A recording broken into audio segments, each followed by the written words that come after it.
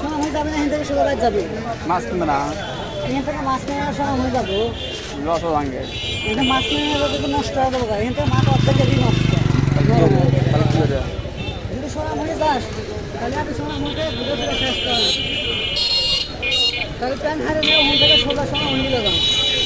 আমি কি এবার শিখে দেবো যদি সোনা হয়ে যাস আমার কথা হল, যদি মেলার যাস তাহলে প্যান্ট ঠিক করবো, ঠিক করে ওখান থেকে সোজা সোনা হয়ে যান। আবার আসবো সোনা হয়ে যাওয়ার আগে পরিস্থিতি দেখবো, বুঝছো?